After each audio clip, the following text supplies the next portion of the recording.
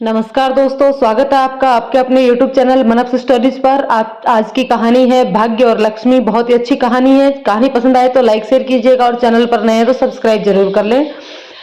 चलिए शुरू करते हैं। एक शहर में एक गरीब बूढ़ा ब्राह्मण अपनी पत्नी सोमदत्त नाम के एक पुत्र के साथ रहता था। सोमदत्त प्रतिदिन राजा की लड़की को कथा सुनाने जाया करता था। वहां दक्षिणा में जो कुछ मिलता अपने परिवार का पालन उसी से करता था। एक बार भाग्य और लक्ष्मी एक दूसरे से अपने आप को बड़ा बताने लगे। आपस में कोई निर्णय न होने पर दोनों ब्रह्मा जी के पास गए। ब्रह्मा जी ने खुद बुरा न बनते हुए कहा कि मेरे पास इसका उत्तर नहीं है, चलो मैं भी तुम्हारे साथ विष्णु जी के पास चलता हूँ। तीनों ने विष्णु जी के पास पहुंचकर भाग्य और लक्ष्मी में कौन बड़ा है यह प्रश्न किया।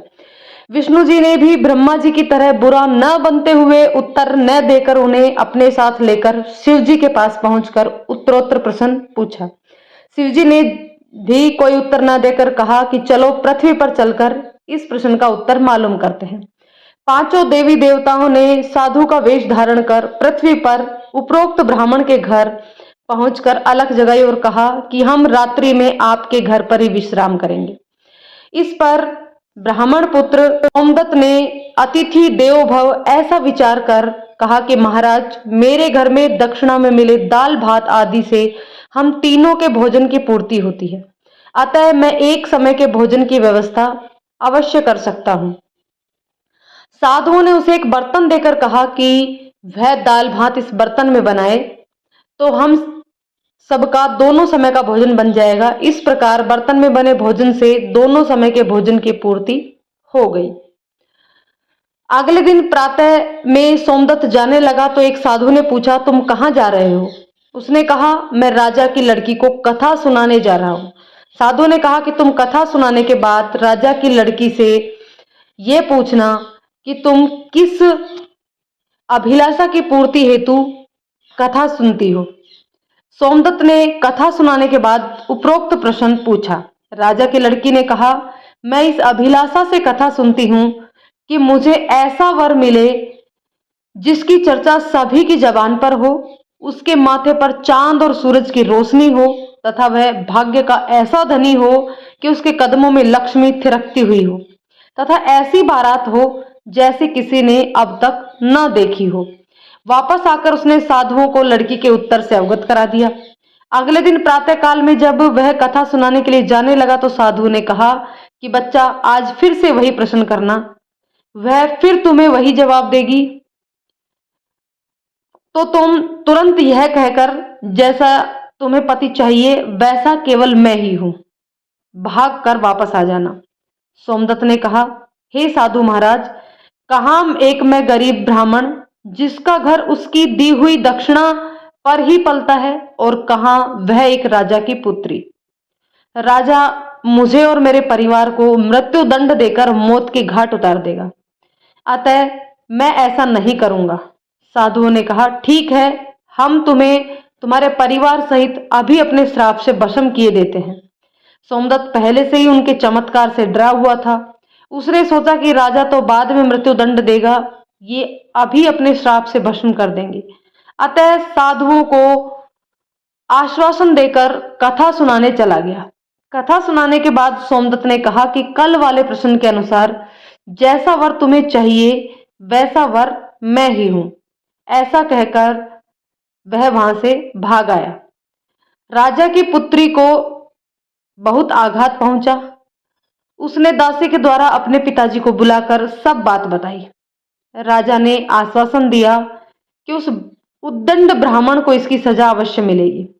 राजा ने तुरंत अपने मंत्रियों से विचार विमर्श किया। एक वरिष्ठ मंत्री ने कहा कि उसने अपराध तो फांसी दिए जाने वाला ही किया है, परंतु वह एक ब्राह्मण है, उसे फांसी देने पर एक ब्रह्म हत्या का पाप लगेगा। कुछ ऐसा किया जाए कि वह दंडित भी हो और ब्रह्म हत्या का पाप भी न लगे। काफी विचार विमर्श के बाद तय हुआ कि शादी का निमंत्रण पत्र कुछ शर्तों के साथ भिजवाया जाए। राजा ने शर्तों वाला निमंत्रण पत्र लिखवाकर हलकारे के हाथ सोमदत्त के पिता के पास भेज दिया।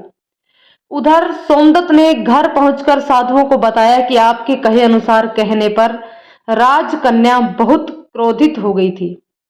अब शीघ्र ही फांसी का संदेश पहुंचने वाला है। कुछ समय के बाद हलकारा निमंत्रण पत्र लेकर पहुंच गया।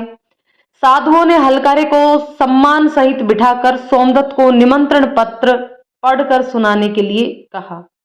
पत्र इस प्रकार था कि हे ब्राह्मण पुत्र, हमें तुम्हारा शादी का प्रस्ताव मंजूर है, परंतु साथ साथ हमारी कुछ शर्तें भी है।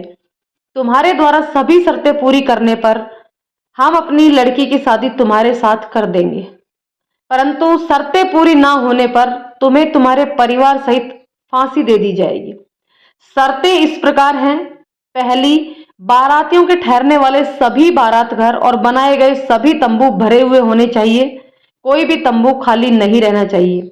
दूसरा, बारातियों के आतिथ्य सत्कार में बनाई गई सभी खाद्य सामग्री प्रयोग होनी चाहिए। और तीसरा, ऐसी अद्भुत बारात आनी चाहिए जिसकी चर्चा हर व्यक्ति की जबान पर हो।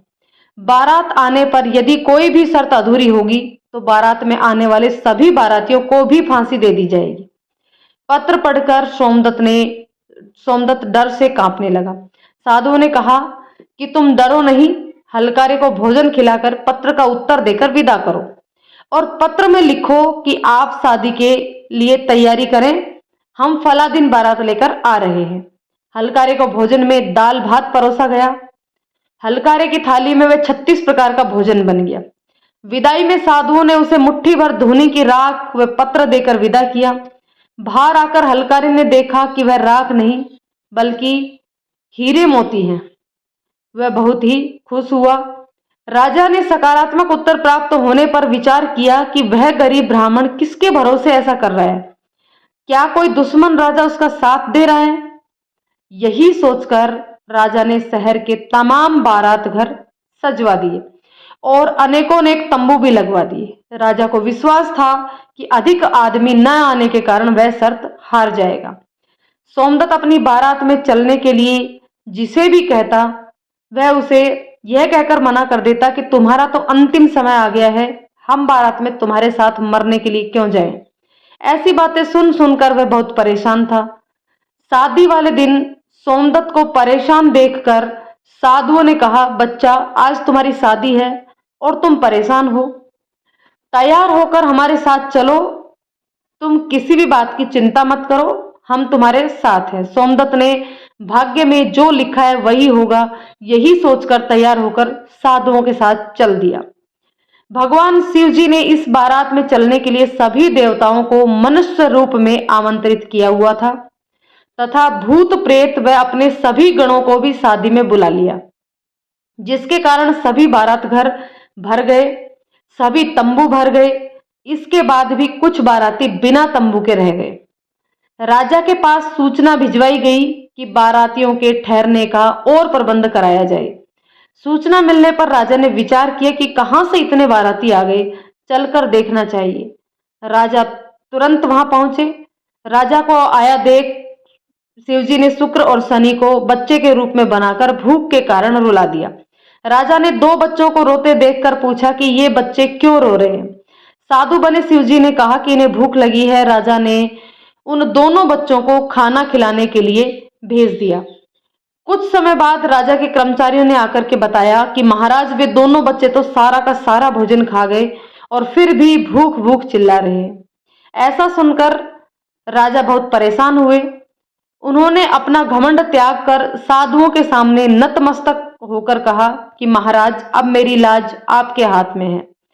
साधुओं ने कहा कि कोई बात नहीं, सब कुछ ठीक हो जाएगा, तुम घर जाकर बारात के अगवानी की तैयारी करो। राजा ने शहर को बहुत ही सुंदर ढंग से सजवाया। जगह जगह झालरों से पूरा शहर एक दुल्हन की तरह से सजाया गया। सोमदत्त भी शादी की पोशाक में एक राजकुमार की तरह बहुत सुंदर दिखाई दे रहा था। शाम के समय उसे एक सुंदर रथ में बिठाया गया। रथ के आगे अनेक प्रकार के बैंड बाजे, नफीरी वाले, ढोल नगाड़े वाले मधुर तान में झूमते हुए चल रहे थे। दूल्हे के मस्तक पर सेहरे को चांद और सूरज से सजाया गया। बाराती हाथों में नोट लेकर एक दूसरे पर नौछावर कर इधर उधर उड़ा रहे थे। बारात के इस विहंगम दृश्य को देखकर आपस में कहने लगे कि इस गरीब ब्राह्मण के भाग्य को तो देखो, इसके मस्तक के सेहरे में चांद सूरज और चारों तरफ इस प्रकार धन उड़ाया जा रहा है मानो किसी बहुत बड़े राजा की बारात निकल रही है। ऐसी बारात हमने अपने जीवन में पहले कभी नहीं देखी और न ही आगे देखने की उम्मीद है। यह भाग्य का बहुत ही धनी है। पब्लिक की इस प्रकार की बातों को सुनकर ब्रह्मा जी, विष्णु जी और शिव जी ने भाग्य व लक्ष्मी से कहा कि देखो, तुम्हारे प्रश्न का उत्तर पब्लिक दे रही है। अतः मनुष्य को फल की इच्छा न करते हुए कर्म करते रहना चाहिए। मनुष्य को समय से पहले और भाग्य से अधिक कुछ नहीं मिलता। दोस्तों, आपकी क्या राय है इस कहानी के बारे में कमेंट करके जरूर बताइएगा। यदि ये कहानी आपको पसंद आती है तो कहानी को लाइक और शेयर करें और चैनल पर नए हैं तो चैनल को सब्सक्राइब जरूर कर लें। धन्यवाद दोस्तों।